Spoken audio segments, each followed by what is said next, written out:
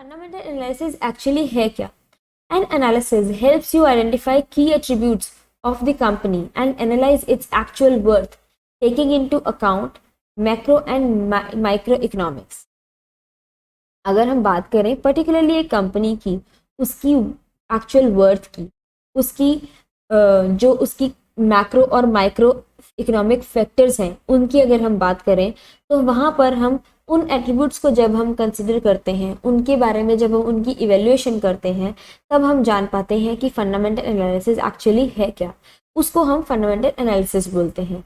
अब इन बेसिस के ऊपर जब इन की एट्रीब्यूट्स के ऊपर हम डिस्कस करते हैं, एनालाइज करते हैं, और तब हम उस चीज़ को फॉलो करके हम किसी एक पर्टिकुलर स्टॉक को चूज करते हैं इन्वेस्ट करने के लिए, उसको हम कहते हैं कि ये हमने फंडामेंटल एनालिसिस के साथ इसको चूज किया है, तो वो हमारे फंडामेंटल्स के साथ मैच कर रहा है।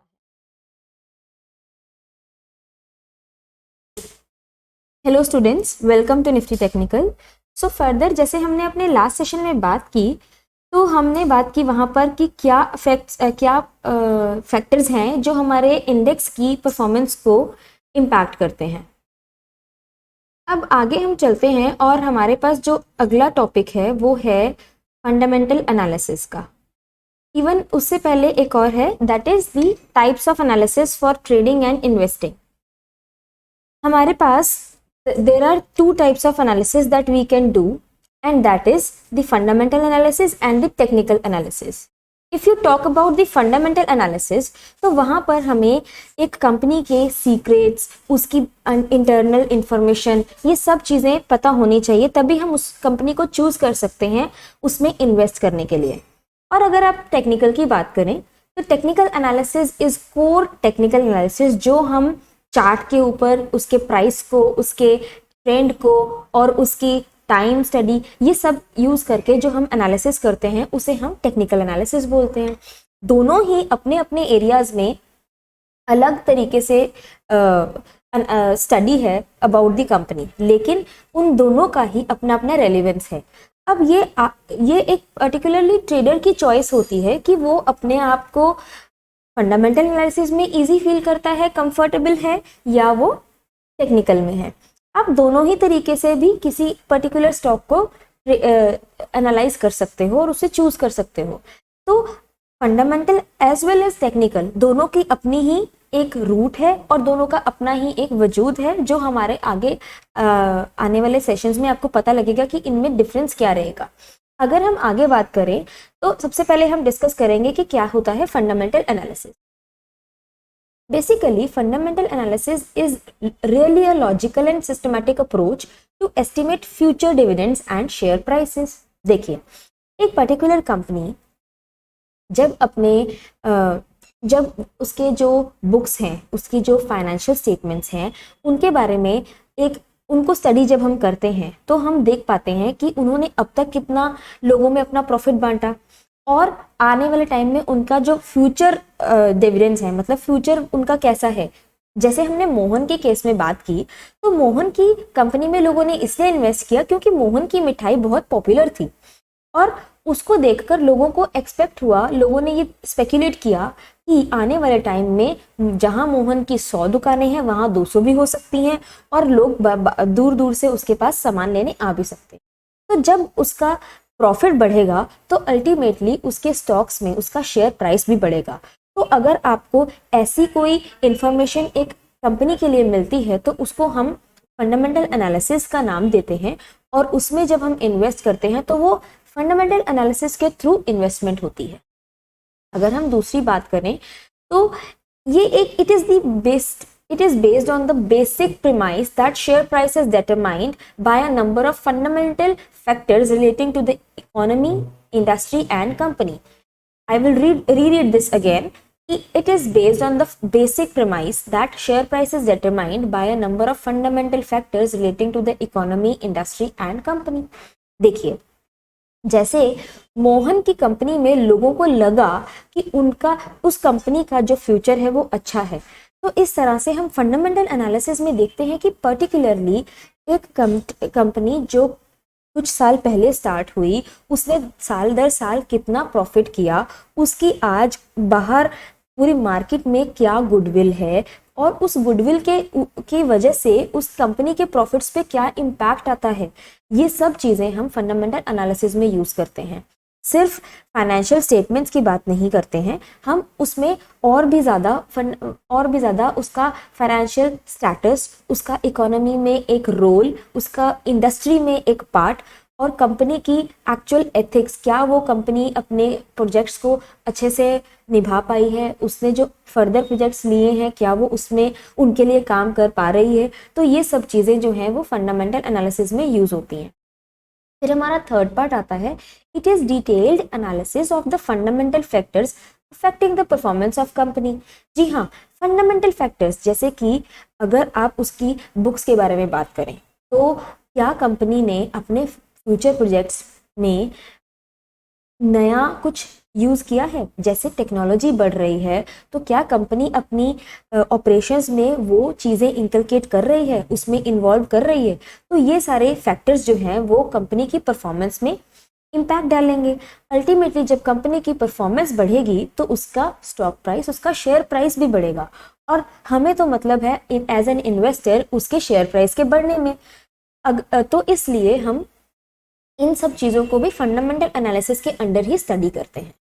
फिर हमारा last but not the least बहुत ही इंपॉर्टेंट एक पार्ट है, that is each share is assumed to have an economic worth based on its present and future earning capacity. This is called in its intrinsic value और fundamental value.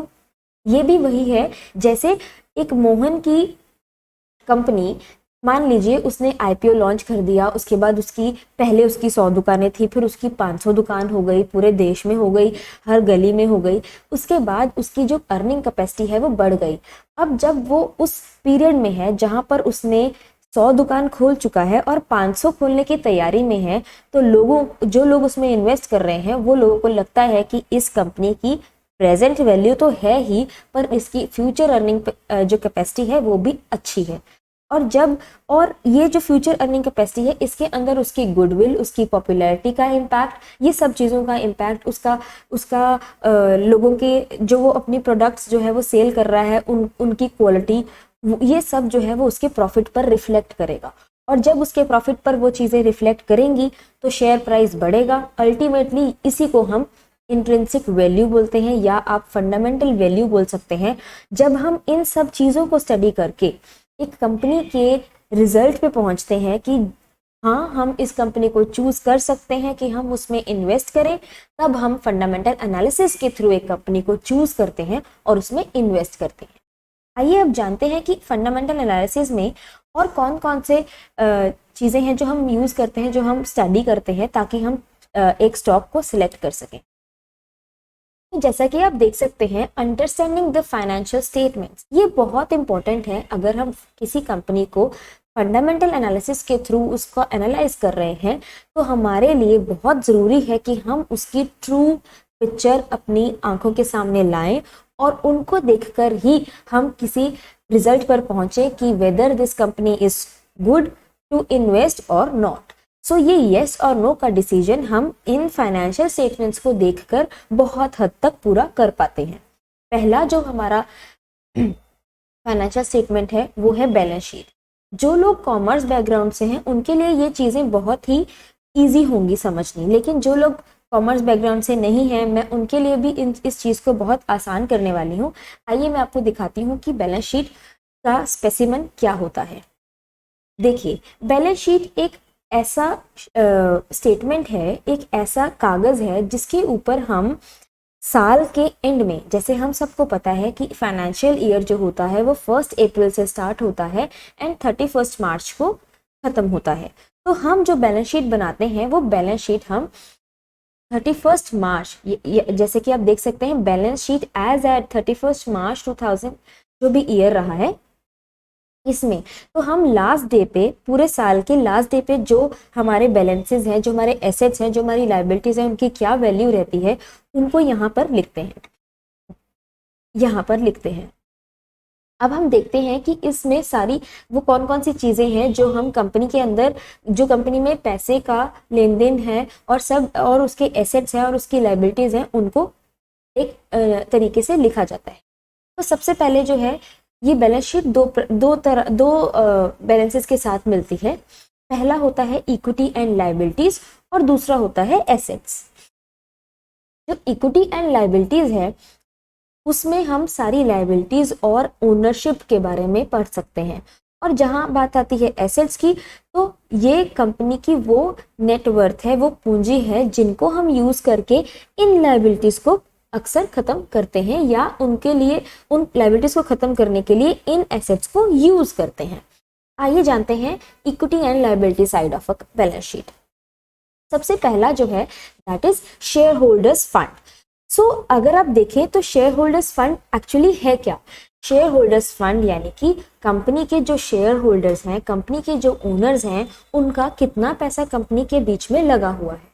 तो सबसे पहला है share capital, यानी कि हम लोगों ने जब अपना आईपीओ लॉन्च किया तो हम लोगों ने लोगों से कितना पैसा इकट्ठा किया और लोगों को उसके बदले कितने शेयर्स दिए, ये सब हम शेयर कैपिटल में लिखते हैं।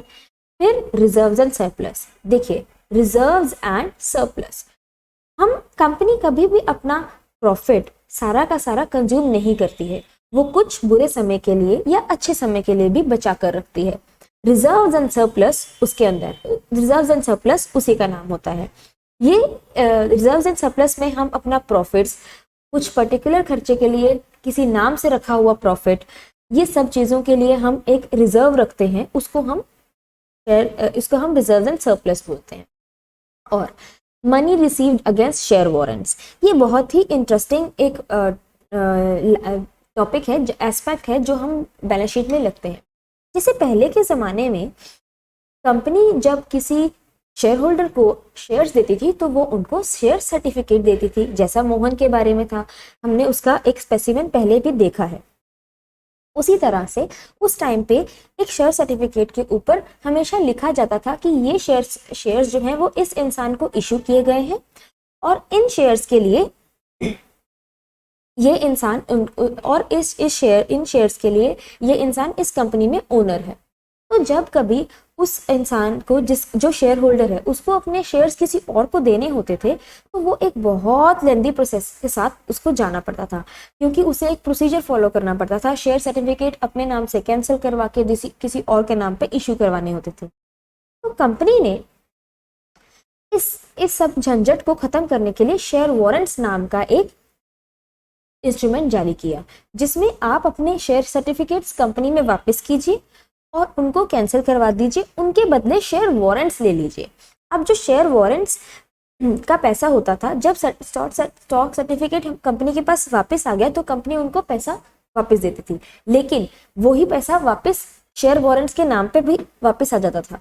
तो इसलिए कंपनी एक सेग्रीगेशन रखने के लिए, अलग अलग रखने के लिए शेयर कैपिटल के अमाउंट शेयर कैपिटल में रखती थी और money received against share warrants का अमाउंट वहां रखती थी। तो इसलिए जब शेयर वारंट्स को फंक्शन में लाया गया तो उन ट्रांसफरिंग ऑफ शेयर्स थोड़ा इजी हो गया। आगे चलते हैं, share application money pending allotment. ये वो पैसा है जो अभी अलॉटमेंट पेंडिंग है, लेकिन लोगों ने सब्सक्राइब करके दे दिया है और अब वो पैसा हमारे पास पड़ा है। जैसे ही अलॉटमेंट का प्रोसेस खत्म होगा तो जो लोगों का बचा हुआ पैसा है वो हम उनको वापस दे देंगे। तो देखा जाए तो ये भी उनके लिए एक लायबिलिटी होती है। Non current liabilities, non current liabilities, अब ये बात बहुत इंपॉर्टेंट है कि जब हम फंडामेंटल एनालिसिस करते हैं, शेयर कैपिटल देखना उतना ही इंपॉर्टेंट है जितना इंपॉर्टेंट है कि लॉन्ग टर्म बोरोइंग्स देखना। अब मैं आपको इसमें बहुत छोटा एक डिफरेंस बताती हूँ, वो डिफरेंस बहुत बड़ा है और वो बहुत इंपॉर्टेंट है अगर हम फाइनेंशियल फंडामेंटल एनालिसिस कर रहे हैं। लॉन्ग टर्म बोरोइंग्स, देखिए लॉन्ग टर्म बोरोइंग्स में आपको नाम से ही पता लग रहा है कि वो पैसा जो हमने लंबे अरसे के लिए लिया है, लेकिन इसमें एक ड्रॉबैक है, वो ये है कि हम इस लॉन्ग टर्म बोरोइंग्स का एक फिक्स्ड अमाउंट हर साल उन लोगों को देते हैं जिनसे हमने पैसा रेज किया है, जबकि जो हम शेयर कैपिटल से पैसा रेज करते हैं उसमें हम पैसा शेयर होल्डर्स को तभी देते हैं जब हम प्रॉफिट्स करते हैं। तो वो पैसा हम डिविडेंड्स के नाम पे देते हैं। लेकिन अगर आप लॉन्ग टर्म बोरिंग्स में अमाउंट अपना, यानी कि लॉन्ग टर्म बोरिंग्स से आपने अपना पैसा जो है वो रेज किया है और वो पैसा बहुत ज़्यादा है, तो वहाँ पर आपको दिक्कत आ सकती है, क्योंकि कंपनी अगर किसी साल में कुछ क्राइसिस की वजह से प्रॉफिट नहीं भी कर पा रही है तो भी उसके लिए ये फिक्स्ड लायबिलिटी जो है वो खड़ी रहेगी, जिसकी वजह से उसके शेयर होल्डर्स का जो शेयर रहेगा वो शायद कम हो सकता है। तो हमेशा अगर कंपनी के पॉइंट ऑफ व्यू से देखें, अगर एनालिसिस के पॉइंट ऑफ व्यू से देखें, तो हम हमेशा उस कंपनी को चूज करेंगे जिस कंपनी की लॉन्ग टर्म बोरिंग्स जो है वो कम होंगी। फिर डेफर्ड टैक्स लाइबिलिटीज तो नॉर्मली टैक्स लाइबिलिटीज होती हैं, फिर अदर लॉन्ग टर्म लाइबिलिटीज होती हैं और लॉन्ग टर्म लाइबिलिटीज होती है, लॉन्ग टर्म प्रोविजंस होते हैं। तो इस तरह से नॉन करंट लाइबिलिटीज और करंट लाइबिलिटीज, करंट लाइबिलिटीज में हम शॉर्ट टर्म बोरिंग्स, यानी कि शॉर्ट टर्म बोरिंग्स, किसी से थोड़ी देर के लिए, 3 महीने के लिए, 6 महीने के लिए पैसा लिया जिसका हमें इंटरेस्ट कम है या ज़्यादा है, वो हम उसमें रखते हैं। बट हम अक्सर एनालिसिस करते समय लॉन्ग टर्म बोरिंग्स के ऊपर ज़्यादा फोकस करते हैं। फिर हमारा एसेट साइड जो आता है उसमें रहता है नॉन करंट एसेट्स। अब आपको ये भी देखना बहुत ज़रूरी है कि कंपनी के फिक्स्ड एसेट्स कितने हैं और वो फिक्स्ड एसेट्स जो हैं क्या वो हमें अर्न करके दे पा रहे हैं। अगर बिल्डिंग कंपनी ने कोई खरीद के रखी है तो क्या उसका रेंट हमारे लिए अच्छा है, क्या हमने जो फिक्स्ड एसेट लिया है वो अच्छी जगह पर भी लिया है। तो इन सब चीज़ों को भी फंडामेंटल एनालिसिस में कंसिडर किया जाता है। तो ये था आपके पास एक छोटा सा स्पेसिमेन जो बैलेंस शीट का है। अब ये बैलेंस शीट को देखकर आपको हमने बताया कि कैसे आपने छोटे छोटे कुछ पार्ट्स हैं जो फंडामेंटल एनालिसिस करते वक्त ज़रूर देखने हैं। लेकिन इसके अलावा भी हमारे पास एक और स्टेटमेंट है, वो है, जैसे आप पढ़ सकते हैं, second statement, that is income statement. तो इनकम स्टेटमेंट एक्चुअली क्या होती है, वो income statement actually profit and loss statement होती है, एक ऐसा कागज जिस पर हम कंपनी के प्रॉफिट्स या लॉसेस लिखते हैं। अगर देखा जाए तो रेवेन्यू में, इसमें सबसे पहले रेवेन्यू आता है, रेवेन्यू फ्रॉम ऑपरेशंस। ऑपरेशंस यानी कि जो कंपनी डे टू डे अपने काम कर रही है उनसे कमाया हुआ पैसा, यानी कि सेल्स। तो कंपनी की सेल्स से जो पैसा एक्यूमुलेट होता है उसको हम रेवेन्यू फ्रॉम ऑपरेशंस लिखते हैं। फिर अदर इनकम, अदर इनकम में अब रेवेन्यू फ्रॉम ऑपरेशंस का एक और का जो पार्ट है उसी में इंक्लूडेड होता है, रेवेन्यू में ही इंक्लूडेड होता है अदर इनकम। ये जो अदर इनकम है, हमेशा ध्यान रखिए कि जो ये अदर इनकम है ये बहुत ही कम परसेंटेज होना चाहिए उसका जो रेवेन्यू फ्रॉम ऑपरेशंस है। अब आप इस पर भी क्वेश्चन कर सकते हैं कि ऐसा क्यों। तो इसका रीज़न यही है कि अदर इनकम हमेशा वो इनकम है जो हमें इधर उधर से आई है, जो हमारी सेल से डायरेक्टली नहीं आई। अगर यहाँ पर किसी साल में ऐसा है कि यहाँ वाली जो ये अमाउंट है वो ज़्यादा है, इसके कंपैरेटिवली वो 50% है रेवेन्यू फ्रॉम ऑपरेशंस का, तो वहाँ पर चिंता करने की बात ज़रूरी है, क्योंकि वहाँ पर क्या पता वो अपने जो खर्चे हैं वो किसी बिल्डिंग को बेचकर तो नहीं पाल रहे। और अगर ऐसा होगा तो कंपनी अब एसेट्स बेचकर अपने खर्चे पूरे कर रही है, तो ये कंपनी हमारे लिए इन्वेस्टमेंट करने के लिए सही नहीं है। तो इस तरह से आप लोग बहुत सारी चीज़ों को फोकस करके फंडामेंटल एनालिसिस का एक जो प्रोसेस है उसे पूरा करते हैं। फिर आगे आता है एक्सपेंसेस। एक्सपेंसेस में हम ये भी ध्यान देते हैं कि कंपनी ऐसा फिक्स्ड कॉस्ट तो नहीं रख के बैठी है, ज़्यादा फिक्स्ड कॉस्ट तो नहीं रख के बैठी है जिसकी हमें फिक्स्ड कॉस्ट हर साल ज़्यादा देनी पड़ेगी अगर काम हो या कभी शटडाउन हो या कभी कोई क्राइसिस हो। तो इसलिए हमें इन सब चीज़ों का भी ध्यान रखना है। अब आके आप नीचे देख सकते हैं अर्निंग पर इक्विटी शेयर। तो अगर हम देखें ये एरिया भी बहुत इंपॉर्टेंट होता है कि पर्टिकुलरली एक शेयर के ऊपर कंपनी कितना अर्न कर रही है। तो इस तरह से ये फिगर्स भी जो हैं वो फंडामेंटल एनालिसिस में इंक्लूडेड होती हैं और इन सब चीज़ों को फोकस में लाकर ही हम आगे काम करते हैं। मूविंग ऑन, तो बाकी की जो 2 स्टेटमेंट्स हैं वो समवॉट लाइक सेम है जैसा हमने इनकम स्टेटमेंट्स के बारे में डिस्कस किया। तो कैश फ्लो स्टेटमेंट्स और शेयर होल्डर्स इक्विटी भी ऐसे ही 2 फोकस एरियाज हैं जिनको हम फंडामेंटल एनालिसिस में यूज़ करते हैं। और वो उन सब को एक्यूमुलेट करके ही हम जो है वो इंट्रिंसिक वैल्यू निकालते हैं, जिसका हमने डिस्कशन पहले किया, और इंट्रिंसिक वैल्यू को कंपेयर करके हम एक्चुअली फंडामेंटल एनालिसिस का एक रिजल्ट ले पाते हैं। अब आगे चलते हैं, ये है हमारा मनी मैनेजमेंट। देखिए, जब आप स्टॉक मार्केट के प्रोफेशन में आते हैं तो ये प्रोफेशन देखा जाए तो बहुत अलग होता है as compare to the normal profession जो हम नॉर्मली करते हैं। लेकिन अगर आप इस प्रोफेशन में आए हैं तो आपको जितना ज़रूरत है कि आपकी स्ट्रैटेजी अच्छी हो, उससे ज़्यादा ज़रूरी है कि आपकी साइकोलॉजी अच्छी हो। ये इम्पॉर्टेंट पार्ट है कि आप अपने आप को लंबी रेस का घोड़ा कब तक बना के रखते हैं। ये जो प्रोफेशन है ये आपको हर वो चीज़ देगा अगर आप धैर्य से चलेंगे। So patience and psychology is very important in this process. So अब हम बात करते हैं कि हम मनी मैनेजमेंट कैसे करते हैं। तो मैं आपके पास साथ एक बार वर्ड टू वर्ड रीड करूंगी एंड देन मैं आपको समझाती रहूंगी, right. So money management is the make or break skill set that will impact a trader's longevity the most. देखिए, मनी मैनेजमेंट डायरेक्टली जब आप ट्रेडिंग के प्रोफेशन में आते हैं तो आपका डायरेक्टली कंसर्न हो जाता है पैसे से। अगर आपने एक ट्रेड लिया, उसका विन और लूज डायरेक्टली पैसे से कनेक्टेड होता है। इसीलिए यहाँ पर अपने आप को मैनेज करने से बेटर पहले है मनी मैनेज करना। और क्योंकि पैसा इतना ज़्यादा इन्वॉल्व है तो वहाँ पर पैसे को लेकर स्किल आना बहुत ज़रूरी है, और मनी मैनेजमेंट आपको ये स्किल दे सकता है। अगर हम बात करते हैं तो अगर कोई ट्रेडर है और वो बहुत ही अच्छी स्ट्रैटेजी के साथ बहुत ही टेक्निकली स्किल्ड है, उसको पता है उसके जो एक्यूरेसी है वो 80% है, फिर भी अगर वो अपना पैसा मनी मैनेजमेंट के हिसाब से चलकर नहीं लगा रहा है तो उसका अकाउंट बहुत जल्द ख़त्म हो जाएगा। उसका रीज़न यही है कि वो मनी मैनेजमेंट के जो छोटे छोटे टिप्स हैं उनको फॉलो नहीं कर रहा है। जबकि वो इंसान जो सिर्फ 20% की एक्यूरेसी से मार्केट में बैठा है, वो अगर मनी मैनेजमेंट के कुछ रूल्स को फॉलो करता है तो वो अपने आप को वहाँ पर पा सकता है, और वो एक लंबी रेस का घोड़ा बनने के लिए वहाँ तक अपने आप को प्रूव कर सकता है। हम हमेशा मनी मैनेजमेंट को अंडर एस्टिमेट करके सिर्फ फोकस करते हैं पैसा कमाने पे, लेकिन आपको ये जानना बहुत ज़रूरी है that learning would help you to earning. हमेशा लर्निंग ही आपको अर्निंग करवाएगी। सो इस चीज़ को फोकस करने के लिए मनी मैनेजमेंट को अपनी ट्रेडिंग स्टाइल में इंक्लूड करना इज़ वेरी वेरी इंपॉर्टेंट।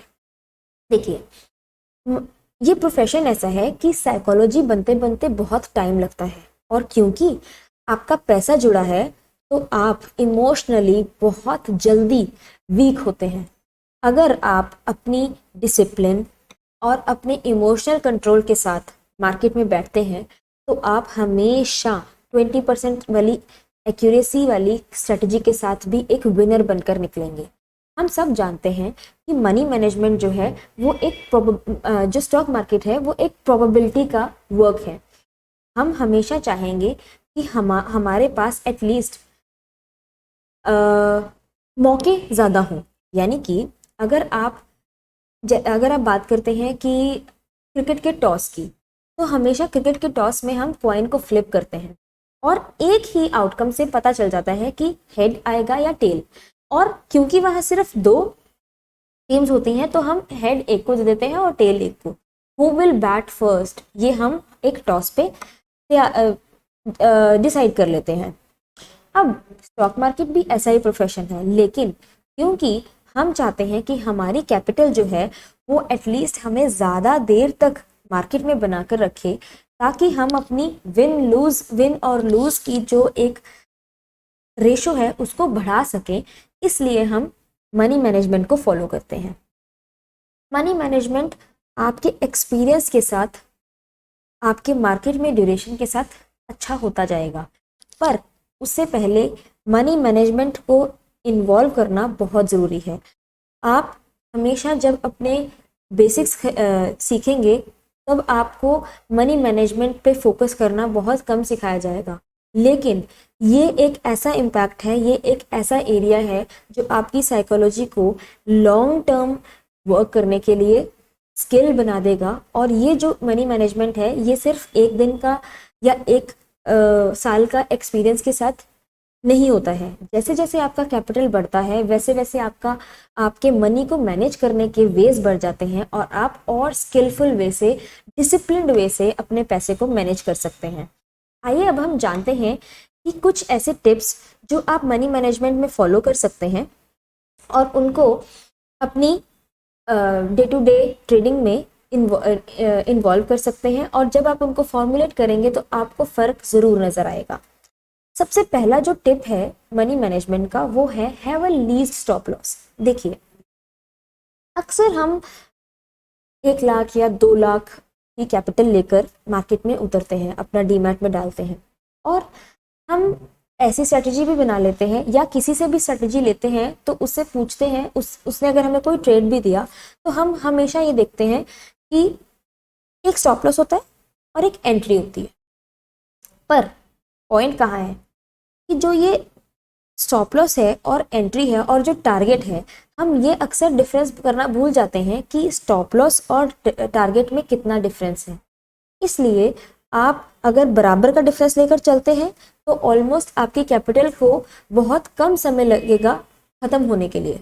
लेकिन अगर आप स्टॉप लॉस छोटा लेकर चलते हैं तो हमेशा आपके लिए एक अपॉर्चुनिटी जो है वो ज़्यादा रहेगी, ताकि आप इजीली अपने आप को लॉन्ग टर्म के ट्रेडर की तरह चलें और आप अपनी जितनी आउटकम्स हैं मार्केट में फेवरेबल या अनफेवरेबल आउटकम्स हैं, आप मार्केट को के बीच में अपनी अपॉर्चुनिटीज़ जो हैं उनको ढूंढ सकते हैं। नेक्स्ट जो हमारा पॉइंट है that is find trades with solid risk reward ratio. देखिए, हमेशा फोकस कीजिए कि आपका जो स्ट्रेटजी है, जो आपको ट्रेडिंग स्ट्रेटजी मिली है, वो ट्रेडिंग स्ट्रेटजी आपके रिस्क और रिवॉर्ड को एक बेहतर रेशो बनाती है। अगर हम बात करें तो हमेशा स्ट्रेटजी को बनाते वक्त देखें कि उसका रिस्क और रिवॉर्ड कितना है। मान लीजिए अगर आप 1 रुपया रिस्क कर रहे हैं तो उसके बदले में अगर आपका टारगेट हिट होता है तो आप कितना पैसा कमाने वाले हैं।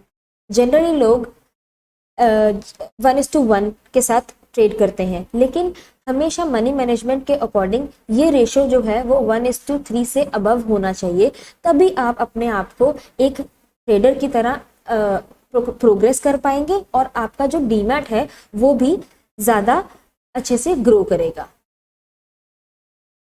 रिस्क टू रिवॉर्ड रेशो का एक पॉइंट ये भी है कि आप अगर ज़्यादा अच्छी 1:3 या 1:4 की रिस्क टू रिवॉर्ड रेशो में काम करेंगे तो बेशक आपकी एक्यूरेसी जो है वो 30% हो, लेकिन आप अल्टीमेटली आफ्टर 10 या 20 ट्रेड्स आप अपने आप को विनर ही पाएंगे। इसलिए हमेशा एक solid risk to reward ratio होना आपके लिए बहुत ज़रूरी है। कुछ लोगों का सवाल ये भी आ सकता है कि रिस्क टू रिवॉर्ड रेशो होती क्या है। देखिए, हम हमेशा मार्केट में एक एंट्री, एक स्टॉप लॉस और एक टारगेट के साथ उतरते हैं। अगर आप रिस्क ले रहे हैं 10 रुपये का तो हमेशा टारगेट आपका 30 रुपये, 40 रुपये जितना होना चाहिए। उससे ये रिस्क और रिवॉर्ड का एक रेशो जो है वो हमेशा ज़्यादा होगा, तो आपका अपॉर्चुनिटी मार्केट में बने रहने की ज़्यादा बन जाएगी। जो हमारा थर्ड पार्ट है that is don't average down. इसका एक एग्जाम्पल लेते हैं। मान लीजिए आपने मार्केट्स में एंटर किया और कोई प्राइस उस वक्त था 100 रुपीज़। आप एक्सपेक्ट करते हैं कि वो प्राइस 120 तक जाएगा और आपने अपना पैसा जो है 1 लॉट या 2 लॉट जितना भी है वो आपने लगा दिया है, 1 लॉट लगा दिया है। अब वो प्राइस जो है वो ऊपर नहीं जा रहा एज योर एक्सपेक्टेशन और वो नीचे आ रहा है, अभी वो 95, 92 पे आ गया। पर आपका इमोशनल कंट्रोल ये है, आपका इमोशन जो है वो आपको ये कह रहा है कि आप गलत नहीं हो सकते, ये प्राइस ऊपर ही जाएगा, और आप 95 पर एक और लॉट बाय कर लेते हैं। उस बाइंग को हम एवरेज डाउन कहते हैं। जब हम नीचे एक अपने लेवल के नीचे जाकर उस लेवल से नीचे जाकर प्राइस दोबारा से एक लॉट दोबारा से क्वांटिटी ऐड करते हैं, ताकि हम ये सिद्ध कर सकें, अपने आप को ये मैसेज देते हैं कि हम गलत नहीं हो सकते। एंड वी एक्सपेक्ट कि यहाँ से मार्केट 95 से 100, 100 से 110 एंड देन 120 भी पहुँच जाएगा। तो इस तरह की जो साइकोलॉजी है वो आपको हमेशा डबल लॉस दे सकती है। आप एक लॉट के साथ अपनी क्वांटिटी के साथ बैठे थे, लेकिन अगर आपने एवरेज कर दिया तो आप डबल क्वांटिटी के लॉस ले सकते हैं। और अगर आपके पास स्टॉप लॉस नहीं है तो फिर आप अनलिमिटेड लॉसेस भी ले सकते हैं। ये स्टॉप लॉस और एंट्री और टारगेट, इसके बारे में हम आपको आगे आने वाले सेशंस में, कोर टेक्निकल सेशंस में हम आपको बताएंगे कि इनको किस तरह से लगाया जाता है और किस प्राइस को हम स्टॉप लॉस बोलते हैं, किस प्राइस को एंट्री बोलते हैं और किस प्राइस को टारगेट बोलते हैं। Fourth and very important part is take breaks. Money management के अकॉर्डिंग अगर आप अपने बिग लॉसेस और बिग प्रॉफिट्स के बाद एक सेशन का या एक ट्रेड का पॉज लेते हैं, ब्रेक लेते हैं, तो आप अपने आप की साइकोलॉजी को साइन देते हैं टू रेस्ट डाउन।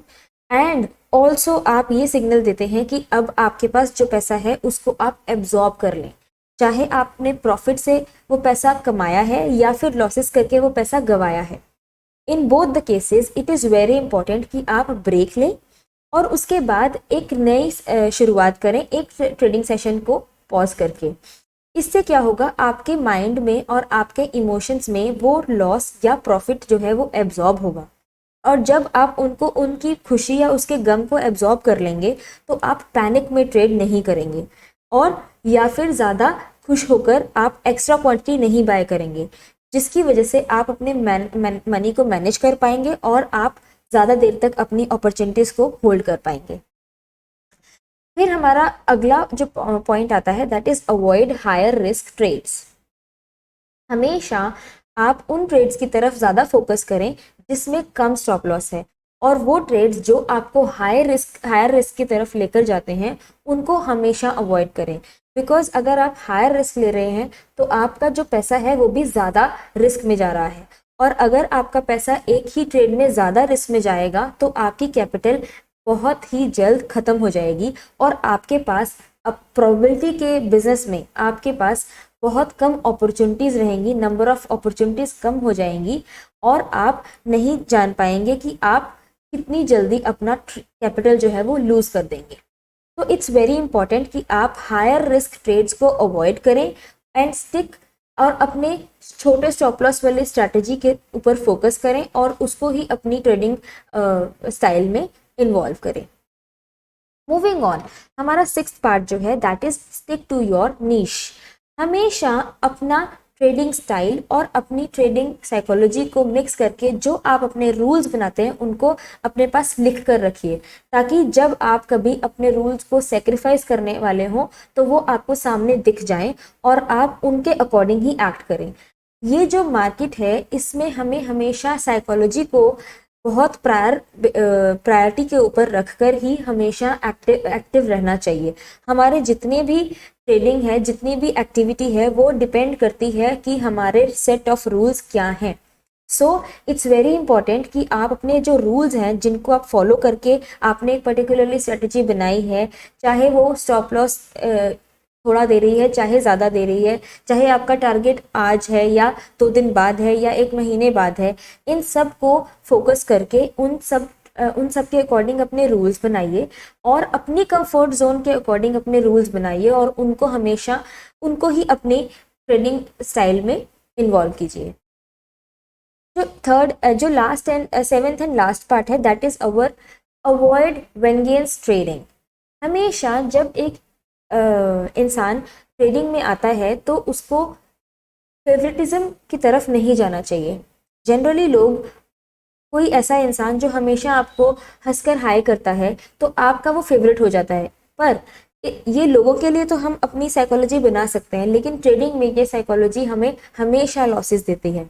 मान लीजिए अगर कोई स्क्रिप्ट है और आप उस पे अपनी जो स्ट्रेटजी लगाते हैं वो हमेशा आपको या 3-4 बार लगातार उसने आपको लॉस दिया है, तो आप उसको उसमें कभी भी अपना रिवेंज ट्रेड नहीं डालेंगे।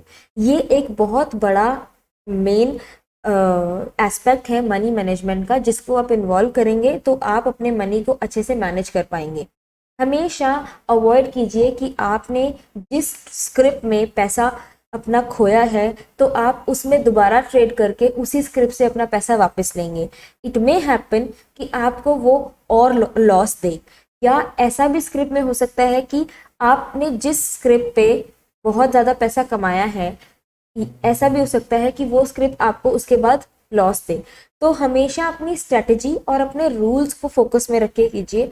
अगर वो रूल्स आपको रिवेंज ट्रेडिंग की तरफ ले जा रहे हैं तो आप कभी भी अपने पैसे को मैनेज नहीं कर पाएंगे, and very soon your accounts would blow up.